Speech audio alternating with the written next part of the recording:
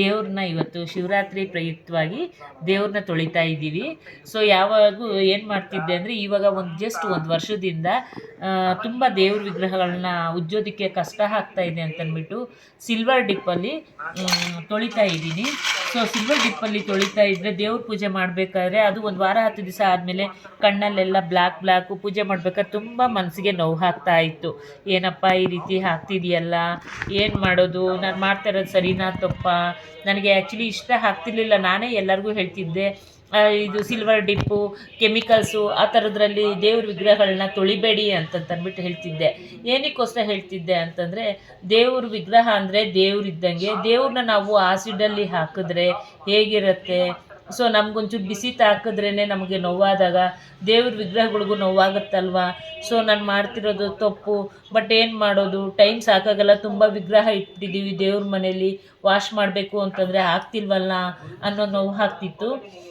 ಈ ದಿನ ಏನು ಮಾಡಿದೆ ಅಂತಂದರೆ ಆಲೋಚನೆ ಮಾಡಿಕೊಂಡು ಒಂದು 10-15 ದಿವಸದಿಂದ ಆಲೋಚನೆ ಮಾಡಿ ಹುಣಸೆಹಣ್ಣು ನೀರಲ್ಲಿ ನೆನೆಸಿ ಇಟ್ಬಿಡೋಣ, ಅದಾದಮೇಲೆ ಸಬೀನ ಹಾಕಿ ಉಜ್ಜೋಣ ಅಂತ. ಮುಂಚೆನೂ ಸಬೀನ ಹಾಕಿ ಉಜ್ಜುತ್ತಿದ್ದೆ, ಹುಣಸೆಹಣ್ಣು ಹಾಕಿ ಉಜ್ಜುತ್ತಿದ್ದೆ.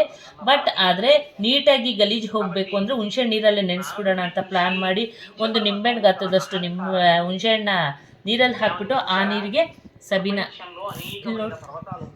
ಸಬೀನ ಹಾಕಿ ಉಜ್ಜುತ್ತಾ ಇದ್ದೀನಿ. ತುಂಬ ಚೆನ್ನಾಗಿ ಕ್ಲೀನ್ ಆಗ್ತಾ ಇದೆ. ಹಾಗಾಗಿ ತುಂಬ ಖುಷಿ ಆಗ್ತಾ ಇದೆ. ನೀವೇನಾದರೂ ಸಿಲ್ವರ್ ಡಿಪ್ಪು ಆ ಥರ ಕೆಮಿಕಲ್ಸ್ದು ಯೂಸ್ ಮಾಡಬೇಕು ಅಂತಂತಂದರೆ ದಯವಿಟ್ಟು ದೀಪಗಳು, ತಟ್ಟೆಗಳು ಆ ಥರದಕ್ಕೆ ಯೂಸ್ ಮಾಡಿ. ದೇವ್ರ ಮನೇಲಿ ಇಡೋ ಅಂಥ ದೇವ್ರ ವಿಗ್ರಹಗಳಿಗೆ ಮಾತ್ರ ಯೂಸ್ ಮಾಡಬೇಡಿ.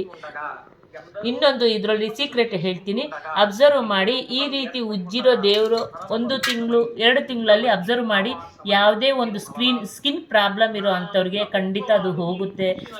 ಸ್ಕಿನ್ ಪ್ರಾಬ್ಲಮ್ ಇದೆ ಮನೆಯಲ್ಲಿ ಯಾರಿಗಾದರೂ ಅಂತಂದರೆ, ಸೊ ಆ ಥರ ಕೆಮಿಕಲ್ಸ್ ಇರೋ ಅಂಥ ಅದರಲ್ಲಿ ಕ್ಲೀನ್ ಮಾಡ್ತಿದ್ದೀರ ದೇವ್ರ ವಿಗ್ರಹಗಳನ್ನ, ತುಂಬ ಭಕ್ತಿಯಿಂದ ಪೂಜೆ ಮಾಡ್ತಾ ಇರ್ತೀರ. ಬಟ್ ಆದರೆ ಈ ಥರ ಕೆಮಿಕಲ್ಸ್ ಇರೋದ್ರಲ್ಲಿ ದೇವ್ರನ್ನ ತೊಳಿತಿರ್ತೀರ. ಇದೊಂದು ಅಬ್ಸರ್ವ್ ಮಾಡಿ, ನಿಮಗೇನೆ ಗೊತ್ತಾಗುತ್ತೆ ಎಷ್ಟು ಚೆನ್ನಾಗಿ ಬೆಳ್ಳಗೆ ಆಗಿದೆ ದೇವರೆಲ್ಲನೂ. ಬೆಳ್ಳಿ ಸಾಮಾನು ತುಂಬ ಖುಷಿ ಆಗ್ತಾ ಇದೆ, ಚೆನ್ನಾಗಿ ಬೆಳ್ಳಗಾಗಿದೆ. ಸೊ ನಾನಿವತ್ತು ಎಲ್ಲ ಪಾತ್ರೆನೂ ಎಲ್ಲನೂ ಹುಣಸೆಹಣ್ಣು ನೀರಲ್ಲೇ ತೊಳಿತಾ ಇರೋದು. Thank you.